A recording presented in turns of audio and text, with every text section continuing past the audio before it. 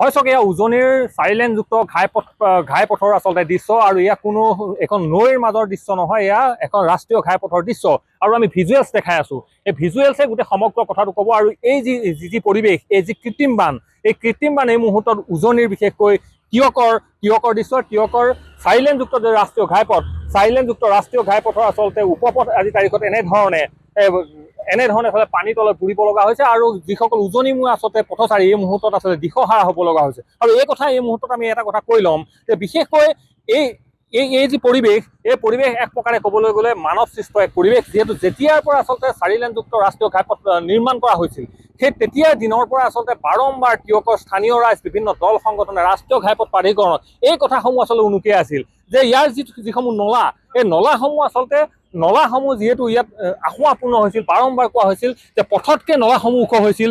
নলাৰ পানী আচলতে বাহিৰলৈ যোৱাকৈ নলাৰ পানী আজি তাৰিখত নগৰৰ ভিতৰলৈ অহাৰ এই যিটো পৰিৱেশ, এই পৰিৱেশটো আজি তাৰিখত তিয়কীয়া ৰাইজে বা বিভিন্ন দল সংগঠনে ইয়াৰ পূৰ্বে আজি 5 বছৰৰ আগতে অনুমান কৰিছে, বাৰম্বাৰ এই কথাবিলাক কোৱা হৈছিল। কিন্তু সেই সময়ত ৰাষ্ট্ৰীয় ঘাইপথ প্ৰাধিকৰণে এই কথাবিলাক কোনো ধৰণৰ গুৰুত্ব নিদিছিল, আৰু এই সম্পূৰ্ণ আসোঁৱাহৰ মাজৰে কিন্তু এইসমূহ পথ এনেধৰণে নিৰ্মাণ কৰিছিল।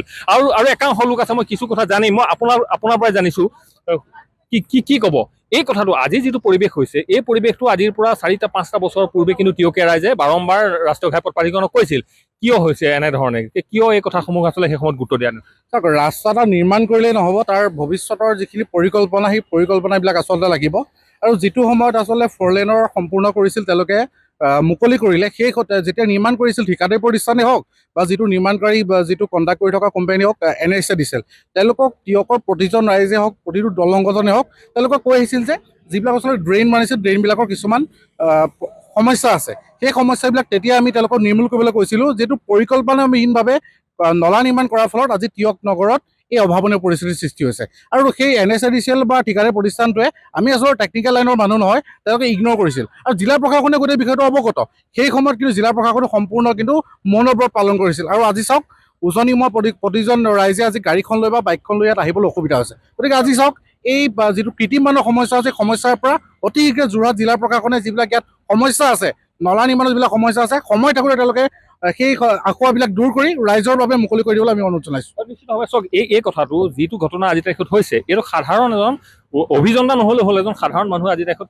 ক'ব পাৰিব, যিহেতু নলাটো ইয়াত ওখ, পথটো চাপৰ, আৰু এই পানীখিনি যে নলাৰ পৰা পথৰ মাজলৈ যাব, এই কথাটো কিন্তু বাৰম্বাৰ কৈছিল। ৰাষ্ট্ৰীয় ঘাইপথ প্ৰাধিকৰণ হয়, কি হয় এই কথাৰ দৃষ্টিগোচৰ নহ'ল।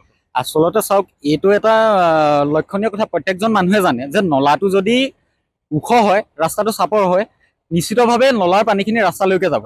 ইয়াত কি হৈছে, বহু প্ৰতিবাদ আৰু বহু দাবীৰ পিছতহে তিয়কীয়া ৰাইজে 4 লেনটো লাভ কৰিছিলে। কিন্তু আজি 4 লেনৰ যিটো অভাৱনীয় সমস্যা, তিয়কীয়া ৰাইজৰ যিটো অভাৱনীয় সমস্যা, সেই সমস্যাসমূহ আচলতে দূৰ কৰিব কোনে? সেই সময়ত বহুবাৰ তিয়কীয়া ৰাইজে নিৰ্মাণকাৰী প্ৰতিষ্ঠান NHADCL, নিৰ্মাণকাৰী ঠিকাদাৰ প্ৰতিষ্ঠানসমূহক জনাইছিলে যে আপোনালোকে টেকনিকেল যিখিনি ইছ্যু, সেই টেকনিকেল ইছ্যুখিনি পূৰ কৰক। কিন্তু NHADCLৰ ভেঙুচালিৰ কাৰণে আজি এই অৱস্থাটো হ'ল।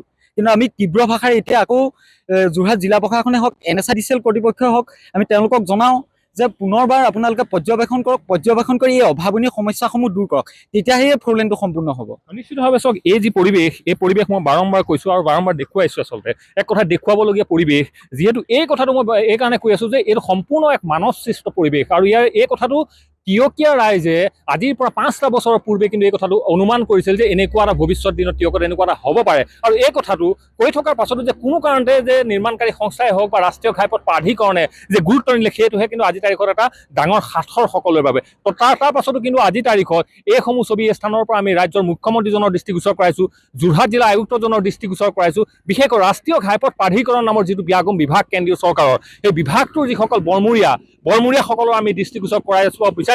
এই কাৰণে দৃষ্টিগোচৰ কৰাব বিচাৰিছোঁ, এতিয়াও হাতত সময় আছে। এই যিসমূহ আসোঁৱাহ, এই আসোঁৱাহসমূহ আচলতে অতি কম সময়ৰ ভিতৰত আচলতে দূৰীকৰণ কৰি অনাগত ভৱিষ্যত দিনৰ কাৰণে যে উজনিমূৱা যিসকল পথচাৰীসকলৰ জীৱন যাত্ৰা যে আচলতে সুস্থিৰ কৰিব, এই ক্ষেত্ৰত ৰাষ্ট্ৰীয় ঘাইপথ প্ৰাধিকৰণে এটা গুৰুত্বপূৰ্ণ ভূমিকা ল'ব বুলি আচলতে সকলো দল সংগঠনে এই মুহূৰ্তত দাবী জনাইছে।